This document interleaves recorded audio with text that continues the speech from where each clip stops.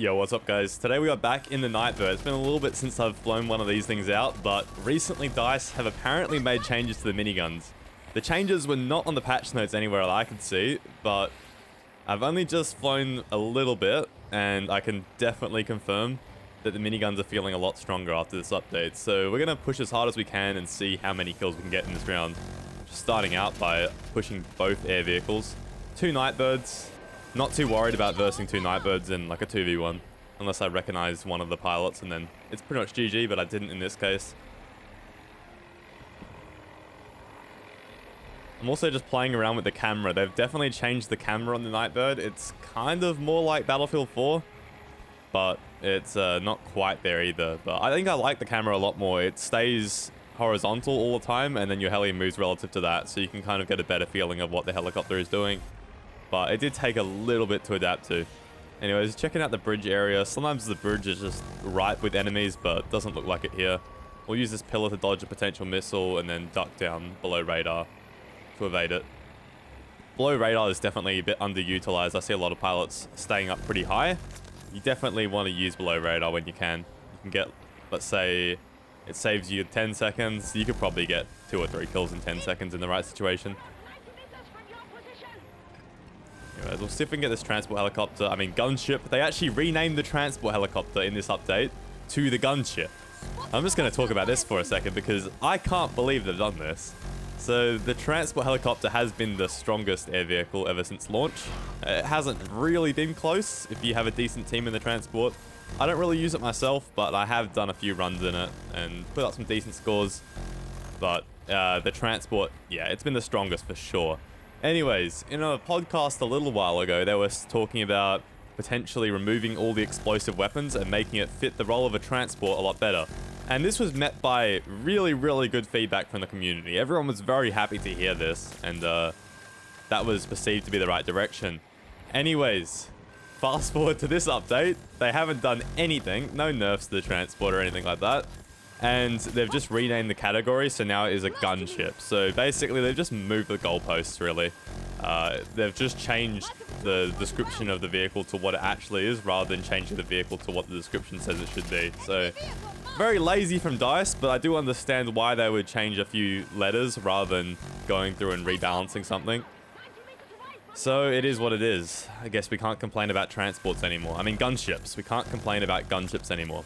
Anyways, it's hard to complain when the miniguns are performing like this, and they've definitely done a bit of a buff to these ones. He's on the bridge. He's playing a bit of an annoying position there behind the car, but we'll get 2, and then the last one looks like a Liz. Doesn't really matter if I leave him alive. I'm just going to make sure I get out of there. Check the rear cam.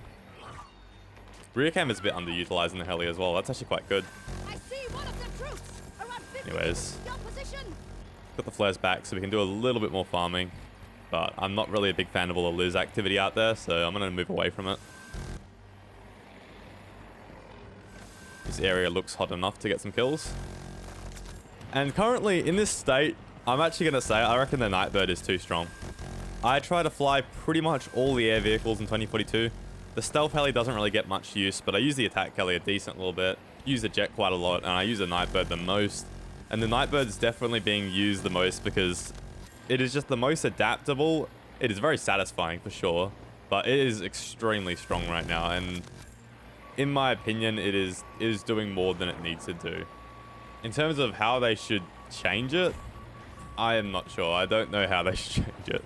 Because if they make the miniguns much worse, like these miniguns are already not as strong as BF4 miniguns. If they make them much worse, it will just be so unsatisfying. I don't want to be shooting a pea shooter. It's just not fun. But something probably does need to change. The maneuverability is really ridiculous on this helicopter.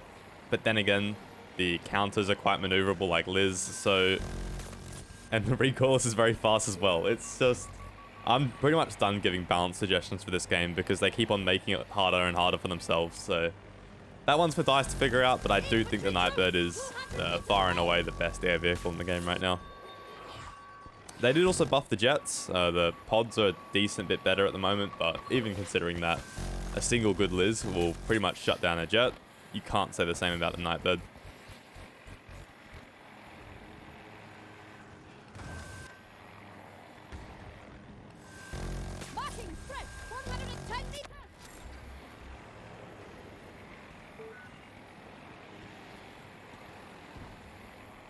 On really good pace this game.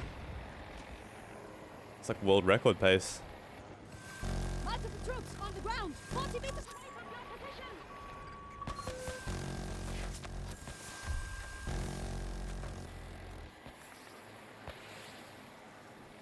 And this map looks like it has no cover, but it really has quite a lot. If you go out to these sand dunes, you can get a decent bit of cover, and it's also like really slopey, so you can just peek over as much as you need to like this and look for targets to kill. Even though I didn't find anyone this time, and there's this guy here, but the map is pretty good for air vehicles, that's for sure. Another dune here that I can use if I need to. Not sure how I didn't kill that guy. Sometimes I switch to third person when I know they're dead, but in that case it wasn't worth doing. I think that's one of the decent tips I can give for flying a Nightbird. Like, try to spend as much time as you can in third person. You just see so much more. And I find it easier to spot infantry as well in third person because you don't have any of the filter that you have from the glass and the HUD. It's a lot more pure of the vision. So I use third person a lot for spotting. Oh, if he hit that, that'd be a crazy shot, but lucky he didn't. It was close.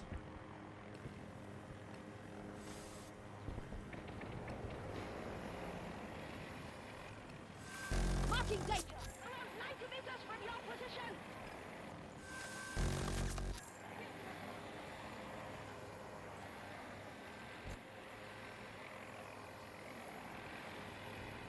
I've also seen people asking for the minigun to get like a dynamic crosser that shows exactly where the miniguns will land every time, rather than having a static one and then you have to kind of, given your momentum, you can assume where the bullets are going to be. I don't know how I feel about that. I feel like it's one of the only satisfying and kind of skillful things in the heli right now. Like understanding how your momentum will affect the beams. Oh. Didn't mean to overheat there. Made this a bit harder than it has to be. He's going to lock me again. Alright though. He was just had a slither of health left. Hostile infantry, 110 meters.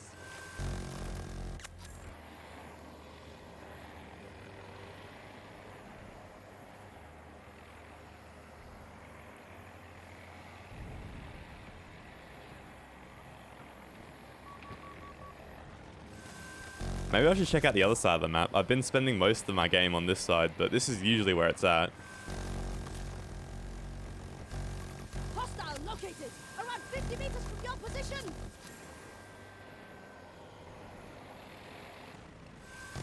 Wreck located.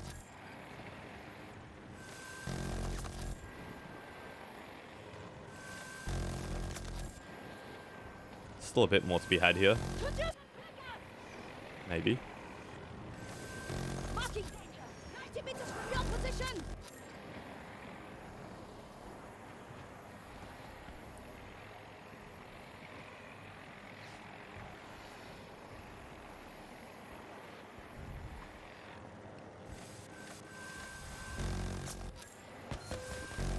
Didn't mean to pop the flares there. Oh well.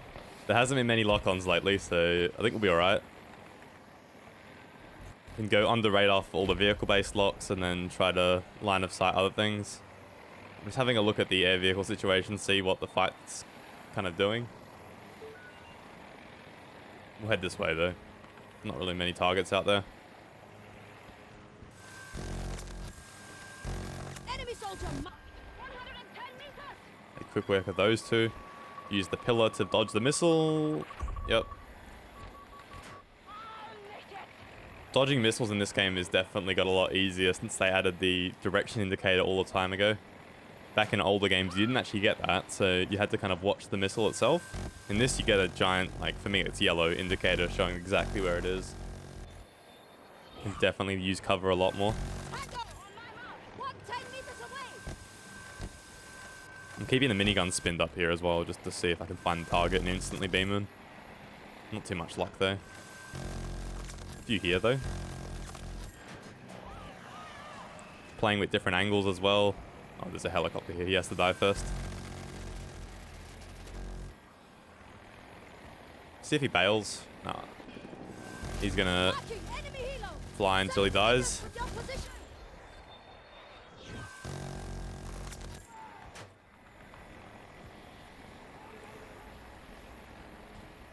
Getting a bit of Liz on that flag as well. So usually when I get like the Liz spawns there, I'll fly somewhere else sometimes and just avoid it. Keep him respawning or keep him rotating around the map. Especially with the storm in, it's hard to see me sometimes, so From your position. getting some distance from the Liz players is good.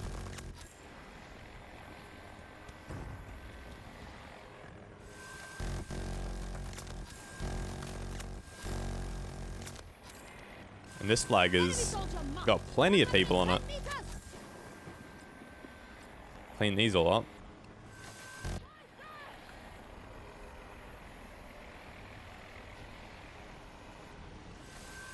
Multiple tangos.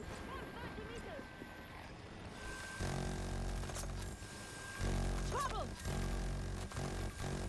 The most important thing when you see this many enemies in the Nightbird is just to keep your overheat managed.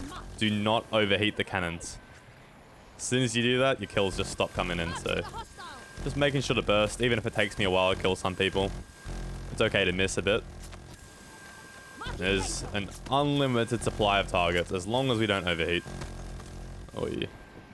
Would have liked to get that last guy there Threat located. before he got into 90 cover. meters from your position. There's an enemy fire. They're returning fire a little bit, but it's not too bad. Get this guy before he escapes, and look back over. Looks like the cropulation is decreasing a little bit. Not as many targets. But that was probably 15 targets we just cleaned up. Hostile identified.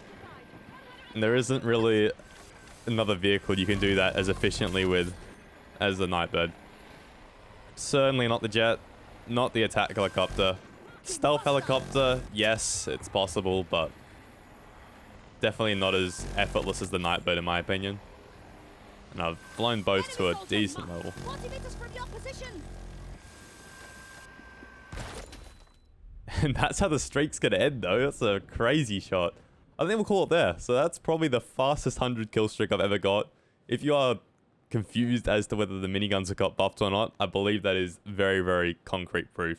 They are absolutely insane. Go give it a go, guys. But with all that said, I'll catch you on the next one. Peace.